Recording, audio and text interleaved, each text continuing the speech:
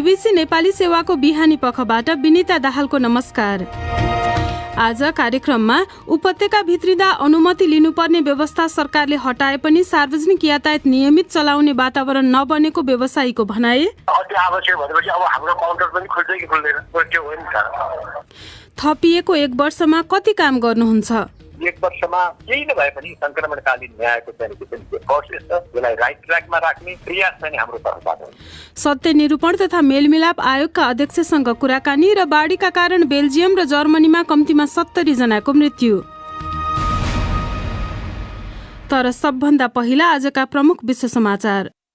सञ्जीव गिरीबाट समाचार सुन्नुहोस्। German chancellor Angela मर्केलले पश्चिमी जर्मनीको मानवीय सङ्कटका कारण आफू स्तब्ध भएको बताएकी छन्। त्यहाँ दशकौं यताको भयानक बाढीमा परेर मृत्यु हुनेहरूको संख्या झण्डै 60 पुगेको छ। मर्केलले प्रकोपको स्तर अझै केही दिन थाहा नहुने बताएकी छन्। नेदरल्यान्ड्सको सहर मास्ट्रिक्टका नदीको तह बढ्दै गएसँगै अधिकारीहरूले 10,000 मानिसहरूलाई आफ्नो घर छाड्न भनेका छन्। त्यस्तै हालसम्म 9 जनाको मृत्यु भएको बेल्जियमको लिएज सहरमा मोस नदी नजिकै बस्ने मानिसहरूलाई त्यहाँबाट अन्यत्रै जान वा माथिल्लो तलामा सर्न भनिएको छ। अमेरिकी राष्ट्रपति जो बाइडेनले पूर्वी युरोपेली राष्ट्रहरूलाई रुसबाट रक्षा गर्ने विषयमा अमेरिका र जर्मनीको एकमत रहेको बताएका छन्। बाइडेनले युक्रेन र पोल्यान्ड जस्ता देशलाई दबाब दिन वा धम्काउनका लागि मस्कोलाई ऊर्जालाई हतियार बनाउन दिन नहुने विषयमा वाशिंगटन र बर्लिन दुवै सहमत भएको बताएका छन्। अधिकारवादी संस्था एमनेस्टी इन्टरनेसनलले पछिल्लो 2 हप्तादेखि अनधिकृत रूपमा हिरासतमा राखिएका टिग्रेका दर्जनौलाई या त रिहा गर्न वा आरोप लगाउन इथियोपिया सरकार समक्ष आह्वान गरेको छ। एमनेस्टीका अनुसार उनीहरूको पक्राउ जातीय आधारमा प्रेरित रहेको देखिएको छ। व्यवसायी र उनीहरूका ग्राहक, अधिकारवादी र पत्रकारहरूलाई निशाना बनाइएको उसले जनाएको छ। केहीलाई तारिखमा छाडिएको छ, तर धेरैजना अझै हिरासतमा छन् र उनीहरूलाई कहाँ राखिएको छ भन्ने विषय सार्वजनिक गरिएको छैन। गत महिना सरकारको नियन्त्रणमा रहेको प्रान्तीय राजधानीलाई टिग्रेका विद्रोही समूहले पुनः कब्जामा लिएसँगै उनीहरूलाई पक्राउ गरिएको हो। तपाईँ बीबीसी नेपाली सेवा सुनिरहनु भएको छ। ब्रिटेनका सांसदहरूले म्यानमारका सैनिक शासकहरूमाथि अन्तर्राष्ट्रिय रूपमै हतियार प्राप्त गर्ने विषयमा प्रतिबन्ध लगाउनका लागि संयुक्त राष्ट्रसङ्घमा पहल गर्न सरकारलाई आग्रह गरेका छन्। गत फेब्रुअरीमा सेनाले कू गरेसँगै भएका प्रदर्शनका क्रममा त्यहाँ सयौं सर्वसाधारणहरूको हत्या गरिएको छ भने हजारौंको अवस्था अज्ञात छ। ब्रिटेनले कैयौं वरिष्ठ सैन्य अधिकारी र सेनासँग सम्बन्धित कम्पनीहरूमा प्रतिबन्ध लगाएको छ। र अमेरिकी सहर लस एन्जलसमा सबै सर्वसाधारणले पुनः मास्क लगाउनु पर्ने भएको छ। सार्वजनिक स्थल वा घरभित्र मास्क लगाउन भनिएको छ। कोरोना भाइरस संक्रमण नियन्त्रण गर्ने प्रयास गरिरहेको उक्त सहरमा खोप लगाएका मानिसहरूलाई समेत मास्क लगाउन भनिएको छ। क्यालिफोर्निया राज्यका कैयौं अन्य काउन्टीहरूले पनि सर्वसाधारणहरूलाई मास्क लगाउन भनेका छन्। पछिल्ला केही हप्ताहरूमा कैयौं राज्यहरूमा संक्रमितहरूको संख्या बढिरहेको छ। लस एन्जलसको मास्क सम्बन्धी नियम अमेरिकाको सेन्टर फर डिजिज कन्ट्रोल भन्दा फरक देखिएको छ, जसले खोपको पूर्ण मात्रा प्राप्त गरिसकेकाहरूले मास्क लगाउनु नपर्ने जनाएको छ। यो बीबीसी नेपाली सेवा हो।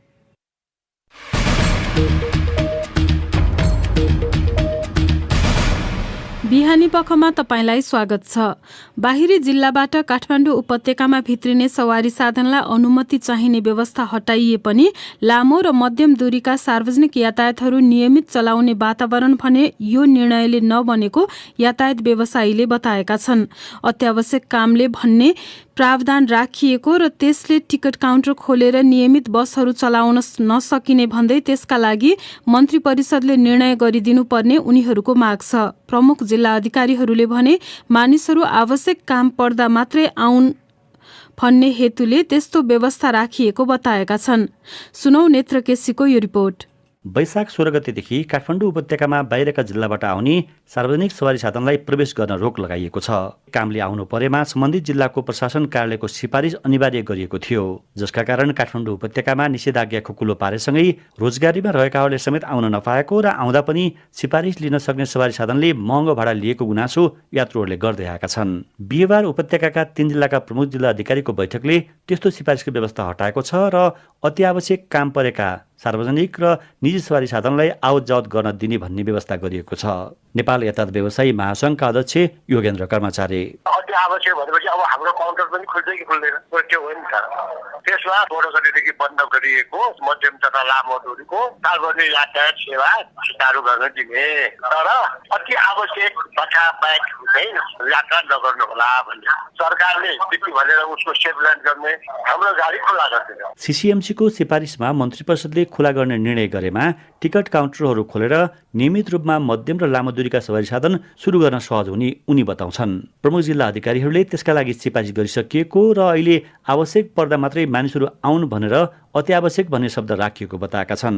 ललितपुरका प्रमुख जिल्ला अधिकारी ढुण्डी प्रसाद निरौला हामीले पास चाहिँ तपाईँको चाहिँ जारी गर्दाखेरि अस्ति नागरिक सर्वसाधारणलाई बढी दुःख हुँदो रहेछ क्या, गर्दाखेरि अत्याधिक काममा पनि नहिँड्नुहोस्, काम परेर हिँड्नु पर्दाखेरि चाहिँ यो चाहिँ साधनमा हिँड्न पाइन्छ भन्ने ढङ्गको लेख्न खोजियो। लामो र मध्यम दूरीका सार्वजनिक यातायात नखुल्दा यात्रा गर्ने मानिसहरू हवाई यात्राको भर पर्नुपर्ने अवस्था छ, जुन सार्वजनिक यातायातभन्दा महँगो छ। स्वास्थ्य मापदण्डलाई कडाइ गर्नुपर्ने र त्यसलाई पनि जोरबिजोर गर्दै खोल्दै जानुपर्ने विज्ञहरूको सुझाव छ।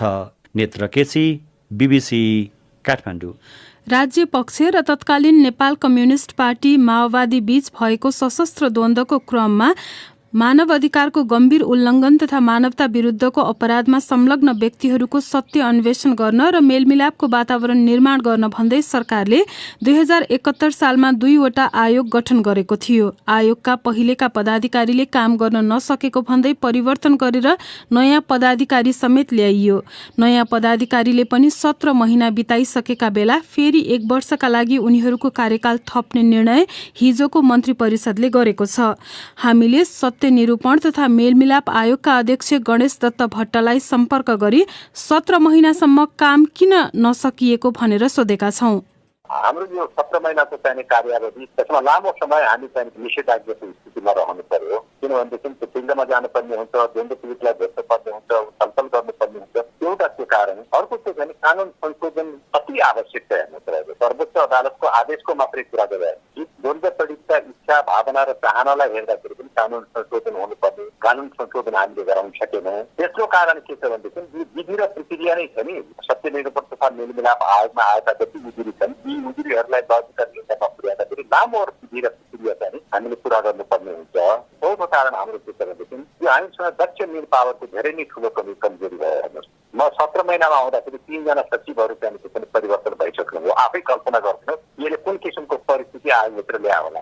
जस्तै अब संक्रमणको कुरा त यहाँहरूको बसमा भएन, तर कानुन संशोधनको कुरा, त्यसैगरी कर्मचारीको कुरा चाहिँ सरकारसँग यहाँहरूले गर्न सक्नुहुन्थ्यो नि त। त्यो चाहिँ सरकारसँग राखिएन, सरकारले के गर्यो? हेर्नुहोस्, कुनै दिन पनि छैन, आज पनि यो सरकारसँगै रिक्वेस्ट हो तपाईँ मार्फत हेर्नुहोस्, साँच्चीकै चाहिँ पीडितहरूको उजुरीलाई सही रूपमा चाहिँ सम्बोधन गर्ने हो भनेदेखि कानुनलाई एकचोटि रिभिजिट गरौँ, रिभाइज गरौँ र चाहिँ कानुनको संशोधन गरिदिनुहोस् भने हामीले बारम्बार हामीले भनेका छौँ। हामीले भन्ने कानुन मन्त्रालयलाई हो र दशौँचोटि हामीले त्यसका लागि मन्त्रीजीलाई भेटेका छौँ। उहाँले जहिले पनि सकारात्मक चाहिँ जवाब दिनुहुने, तर चाहिँ एक्सनमा अथवा चाहिँ के पनि व्यवहार भनेको चाहिँ त्यसो भए 1 वर्ष कार्यकाल थपिए पनि यी दुईटा यहाँले भनेका कुरा चाहिँ सम्बोधन भएन भने त्यसको पनि अर्थ छैन, त्यो पनि सदुपयोग हुँदैन छैन त नभनौँ। त्यो कामै नहुने भने हामीसँग जे जति साधन स्रोत अहिले छ हामी त्यसको आधारमा पनि आफूले सकेसम्म गर्छौँ, नगर्ने होइन। तर जुन एक्सपेक्टेड रिजल्ट हामीसँग सबैले चाहेका छन् त्यो किसिमको चाहिँ नहुन सक्छ भने मात्रै हो। अहिलेसम्म चाहिँ भएका मुख्य काम के हुन् र बाँकी गर्नुपर्ने कामहरू चाहिँ के छन्? प्रारम्भिक अनुसन्धान भइसकेका जे जति उजुरीहरू छन् तिनलाई हामीले 3 वर्गमा बाँडेको तपाईँ सामेलीमा जाने सामेलीमा राखेका छौँ। परिपूर्ण क्षतिपूर्तिको आधारबाट सम्बोधन गर्नेलाई परिपूर्ण क्षतिपूर्तिको आधारमा चाहिँ सम्बोधन गर्ने भन्ने निर्णय गरिसकेका छौँ। सिफारिस गर्न मात्रै बाँकी छ। अर्को विस्तृत अनुसन्धानमा चाहिँ के चाहिँ लैजानु पर्ने जस्तो मानवाधिकारको गम्भीर उल्लङ्घनका केसहरू छन्, यी उजुरीहरूलाई विस्तृत अनुसन्धानमा लैजाने भनेर हामीले गरेका 800 जति उजुरीमा हामीले निर्णय गरिसकेका छौँ। तिनलाई सिफारिस हामी गर्दैछौँ। तपाईँको करिब 5000 सेन्टीहरू तामेलीमा जाने भनेर हामीले छुट्याइसकेका छौँ। मात्र के छ भने कोभिडको कारणले गर्दाखेरि दक्ष कर्मचारीको चाहिँ अभावले गर्दाखेरि त्यो निर्णय लेखनमा चाहिँ ढिलो भइरहेको छ।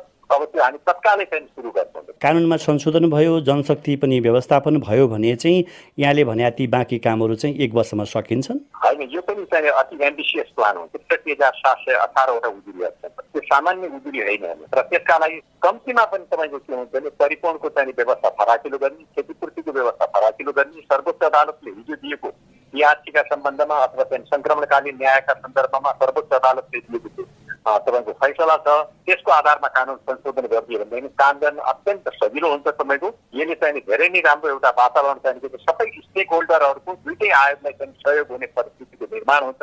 1 वर्षमा धेरै ठुलो चाहिँ आशा चाहिँ नगरौँ, तर खालि कि चाहिँ यसलाई राइट ट्र्याकमा केही नभए पनि सङ्क्रमणकालीन न्यायको चाहिँ प्रोसेस छ, यसलाई राइट ट्र्याकमा राख्ने एउटा रिजनेबल चाहिँ रिजल्ट दिने प्रयास चाहिँ हाम्रो तर्फबाट हुन्छ।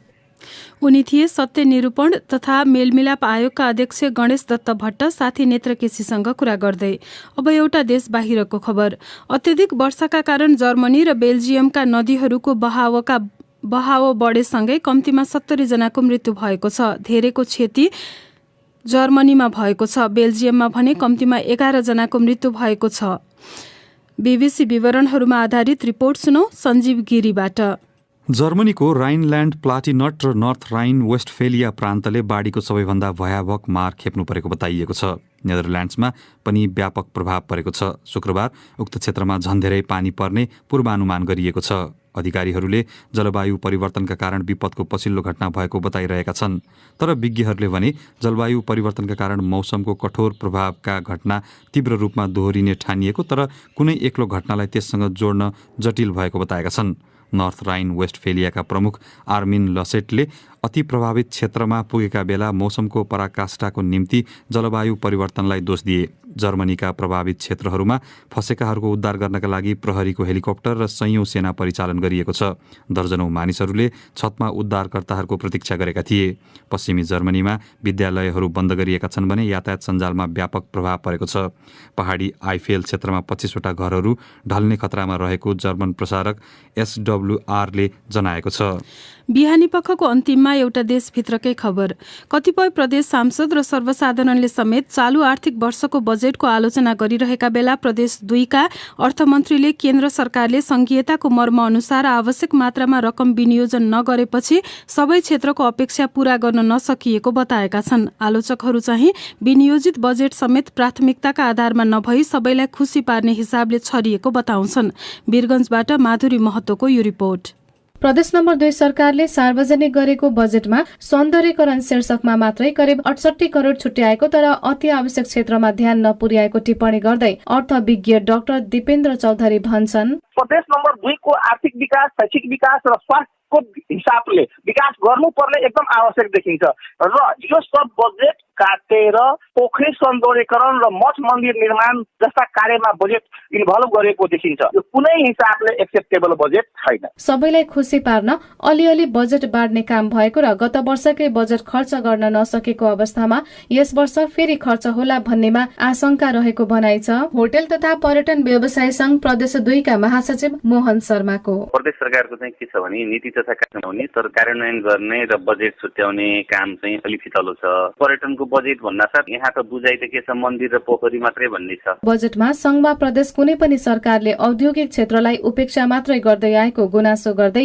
वीरगञ्ज उद्योग वाणिज्य संघका अध्यक्ष सुबोध गुप्ताले भने, धेरै ठूलो आकांक्षा सरकारसँग लिएर बस्नु अवस्था पहिला पनि थिएन, अहिले पनि छैन। जुन रूपमा कुराहरू आउनु पर्ने थियो दिल्ली सरकारबाट त्यो आएको अवस्थाहरू छैन। यसबारे प्रतिक्रिया दिँदै प्रदेश 2 का अर्थमन्त्री विजय यादवले भने, सबैलाई सम्बोधन हुने हिसाबले जुन आवश्यकता छ त्यो बजेटमा छ। संघले बजेट विनियोजन गर्छ। संहिताको मूल भावना अनुसार बजेट आएन। 15% मा 7 प्रदेश सरकार, 15% मा 753 स्थानीय निकाय, त्यो कम हो। त संघर्ष हामी गरि नै रहेछौँ। प्रदेश 2 सरकारको बजेटमाथि सर्वसाधारणले मात्रै नभई सांसदहरूले पनि असन्तुष्टि व्यक्त गरेका छन्। उनीहरूले बजेटमाथिको छलफलमा नीति तथा कार्यक्रम अनुसार बजेट नभएको, प्राथमिकतामा राखिएका योजना भन्दा अन्यत्र बजेट खन्याउने काम मात्रै भएको भन्दै सरकारको आलोचना समेत गरेका छन्। माधुरी महतो, बीबीसी, वीरगञ्ज।